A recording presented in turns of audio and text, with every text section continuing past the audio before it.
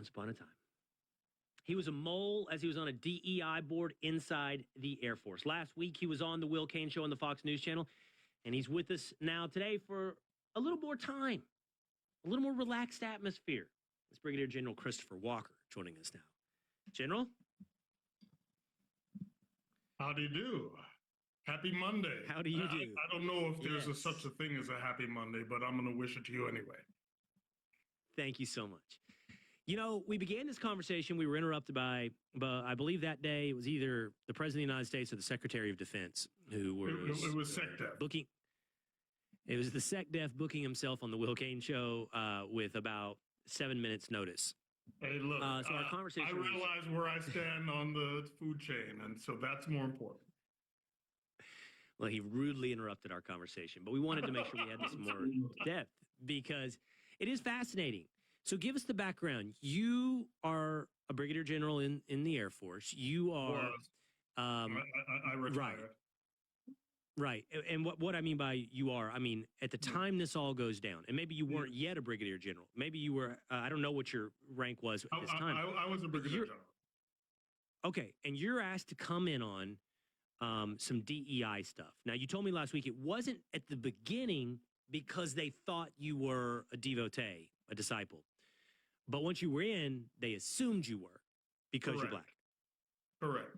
And quite honestly, everybody who knows me, there are thousands of people who know me, know I'm a conservative, but none of them ever asked. Some of them did try to friend me on Facebook, and I refused. And I said, hey, we're not going to do that. That's unprofessional, because then they would really know. And then, I just kept it cool. But there are even times, quite honestly, when some of the people in the Office of Diversity and Inclusion would be purely political and badmouth Trump, badmouth all sorts of conservatives and things like that. And then I would say, hey, let's look at the facts. And I would give data, and they would assume that because I was a general and an officer, I was trying to be non-political. But they thought that, but secretly he thinks otherwise. And they were still wrong. Okay. Holy smokes. It astounds me, the minds of the left. But hey, that's right. We'll use that to defeat them. Okay, so you end up on these boards when it comes to DEI stuff, right? And you talk about their assumptions. Gabapentin is bringing you closer to amputation. These are 3 symptoms that are signaling that you could be close to. So once you're in the room, they're looking at you, literally just looking at you, right? Nothing deeper. And it's because you're black. They're looking at you and going, safe space. He's with us. And what? Had their open conversations? Oh, yes. And I would just listen and sometimes stay silent because, and they would assume, okay, he's being professional, but I can still tell him everything I want to say. And I would just listen and go, okay. And, what would they say? Give me some examples. What would they talk about? Well, okay. There was a lot of bad mouthing Trump. There was a lot of bad mouthing the GOP. There was a lot of bad mouthing white males. And then sometimes I'd say, okay, let me ask you this. What if all of the white males decided to leave the military? Don't you think we would be forced to learn Mandarin at gunpoint? But they would not even listen to that. And I said, and I tried to gently prod them in the way of, hey, how about we have some unity here? And they didn't want to hear it. There were even times where I said, okay, here's something we can do. If the diversity is that important, let's do it like the NFL, the NBA, Major League Baseball, professional soccer. Let's start inspiring the youth in every corner of the United States and the world, because we have Americans living all over the world, and inspire them in aviation, cyber, and whatever else we might need it to be, and then have them in competitions, and then the ones who rise to the top, we start mentoring them and trying to pluck them for the military.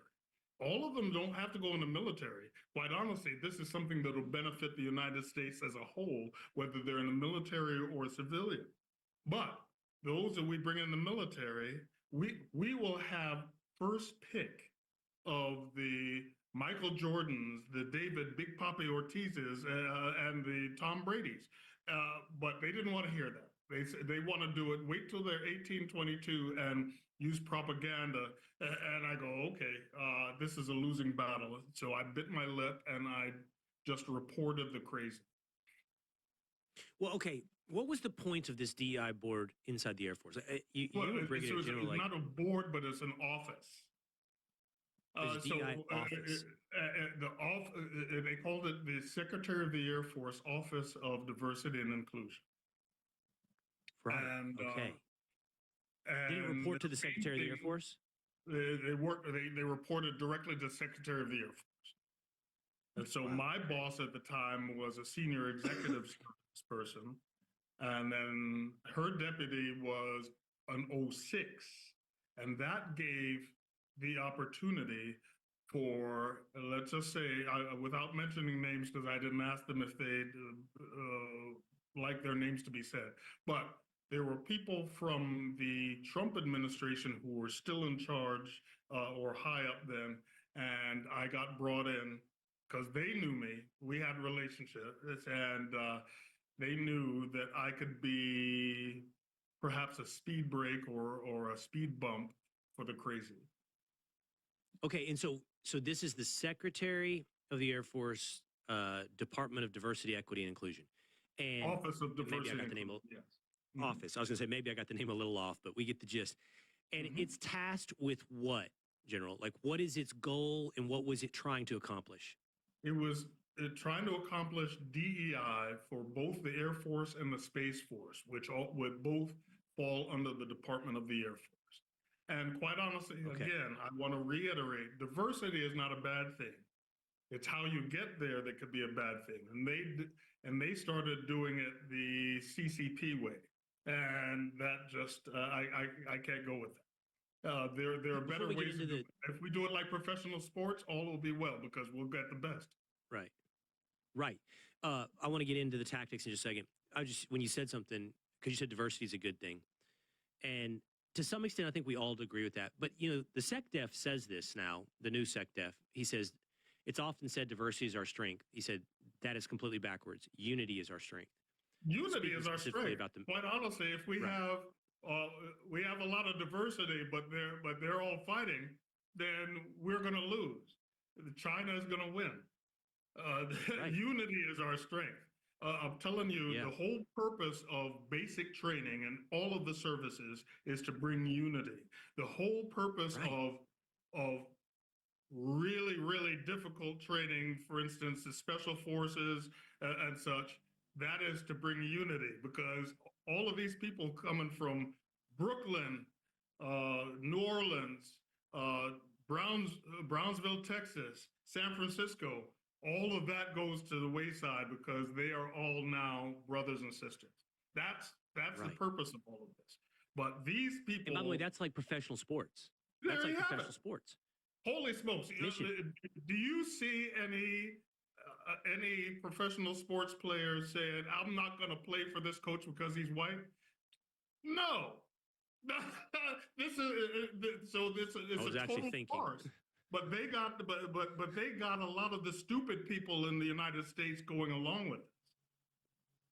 Okay, okay. Back to the tactics. So they are looking to achieve equity, inclusion. What types of ideas were they? They didn't like your idea. So instead, you mentioned like Chinese style propaganda. What were they doing to force equity, inclusion into the Air Force? So throughout a lot of the service academies and throughout lower ranking service members, they'd have different kinds of training that would hint and sometimes even be blatant, saying that white people are the enemy. And I go, holy smokes, how's that going to work? But then consider this. there is a course that the Georgetown University, holy smokes, it's supposed to be a Catholic university, but it's gone off the rails. But they convinced the Air Force to pay good money for a course called the Executive Course for Managing Inclusion, something like that. And it was targeted toward senior members of the Air Force.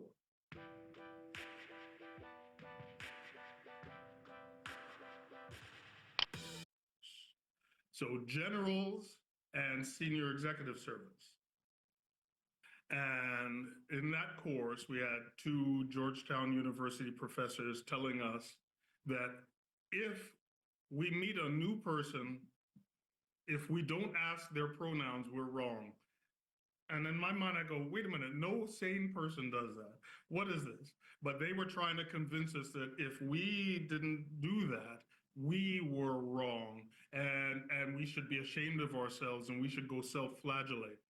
And then they also tried to say that no people of color can be racist because they are the oppressed, and white people are the oppressors, and they are higher on the totem pole. So these lower people cannot be racist. And I was like, and then I have one of my friends, and and she won't mind me saying her name. She's a general as well, and she's going to be retiring in the spring. But Tracy Smith, she started challenging these ideas, and then they started pillorying her and tried to make her feel like she was dirt. After that class, that day, she calls me and says, did I look like an a-hole? And I said, no, Tracy. They were gaslighting you. They were trying to make you look like, wait, stand strong. We're not going to let this stand. So you're taking all these courses. The courses are saying stuff like white people are the problem, white people are bad. You can't be racist if you're a minority. You got to use the pronouns. A lot of corporations are doing this. It's disconcerting that the United States military adopted it, so passionately or eagerly. But did you see it manifest based on industry? They said, "Oh, the corporations are doing it, so it must work." Holy smokes! Did you see? When is the last time we won a war following corporations? Did you see it play out though beyond this training? Like, would it play a role in professional advancement? Would it play a role in unit selection? Yes. So let's talk about. I'm not afraid to name names because I'll tell her to her face. So the S3, the Deputy Chief of Space Operations for Operations, Deanna Burt, her call sign Spice. She actually went on a speech in uniform, and you look it up on YouTube, saying that the laws in Texas against having minors be mutilated for transgender surgery is going to affect readiness. And I said, she said that, wait a minute, she was in uniform and she said that in a speech to the American public? They were emboldened by all of this BS. And many others were as well.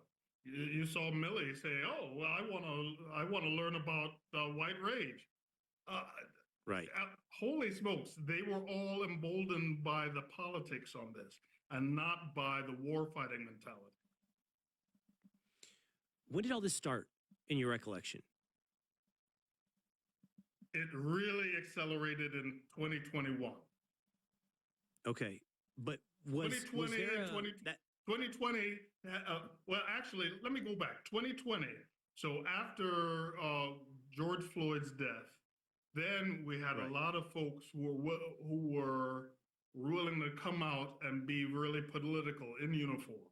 We actually had the Air Force Academy and the football team and their coach put out a video. Are you still interested in a solar-powered generator? Because pay special attention, because I'm going to do something that until recently we've never done. Praising BLM. Not knowing what BLM really stands for and all of their tenets. for instance, Right. that they are avowed Marxists and they are against the nuclear family and such. They just fell for it hook, line, and sinker. And then the white officers had, I'm going to say it, they just had this white guilt and said, okay, I got to go along with it. So that I could, Right. they were virtue signaling. And I said, holy smokes, stand strong and pay attention to what it takes to win wars. Let the politicians do that, but they didn't want to do that. Everyone felt comfortable, and the snowball got bigger as it rolled downhill. I'm going somewhere with this as our kind of our conclusion, but so that office, and I've already forgotten the name of it, but the Secretary's office. Office of DEI. Diversity and Inclusion, the Secretary of the Air Force Yeah. Office of Diversity and Inclusion. Did it exist before 2020? Did that No, office get created? No, Because it was formed in January of 2021. okay, that's interesting because a lot of this, as you point out, like BLM, that's an older organization. BLM dates, it was playing a role publicly, I believe, probably hit my radar around Michael Brown. So what year was that? Yes, That was yes, like, yeah. that was probably like, was that like 13? Let's call it. I'm And not going to put out a date on that, but yeah, that was around the Michael Brown, hands up, Hands don't up. shoot, BS. Right. So the reason I ask you like how long this has been around is what I'm curious about is how hard is it to cut out? Something that's been around longer is going to be harder to cut out. If it's only 4 years old, that gives me a little bit more hope. But Okay. as the SecDef has said, and I know him, of course, and he's like, there are targeted replacements you have to do at the top, and that incentive structure will roll downhill. And of course, he did just a complete, the president with an EO, a complete whack of DEI within the military, right? But and Hegseth has said we're not going to let it be rebranded and buried in some other departments or broken up and scattered like cancer into smaller departments. But from your perspective, of someone who was in those rooms, how hard will it be to excise? So previous, I don't want to be bad on previous GOP administrations, but they didn't know how to handle things like this. The current administration, President Trump, does. He's a New Yorker, and he knows, all right, get rid of them, fire a lot of people, and make it known. And then the thing is going to happen, and the thing I see happening all the time, because I go up to New York City, Jamaica, Queens, pretty often to take care of my 92-year-old mother. And I wear shirts like saying there are only two genders, XX or XY, or ultra MAGA, fully expecting some sort of conflict. And I got people in that black neighborhood coming up, yeah. And so I said, okay, I know the tide is changing. People are not being fooled anymore. And so people across the government, across industry, across corporations are going to be very readily talking against it and coming out and speaking on what's on their mind, because they were scared before. Now they're not going to be scared anymore.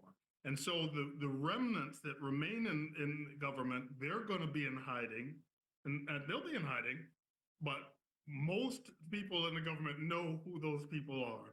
And they're going to say, hey, if you don't like it, resign, retire, get out. This is the way it's going to be. We're not letting that happen again. So you're hopeful that it can be cut out. Believe no matter me, how I know deeply it will buried be. it is.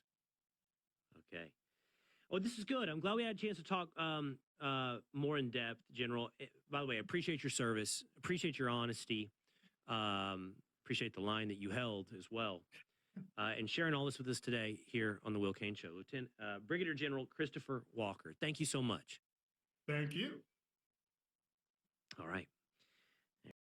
Are you a voting member of the NRA? My name is Lucretia Hughes Klugen. I will never compromise my beliefs in God, family, our country, and my Second Amendment. I am running for the board of directors of the NRA, and I would appreciate your vote.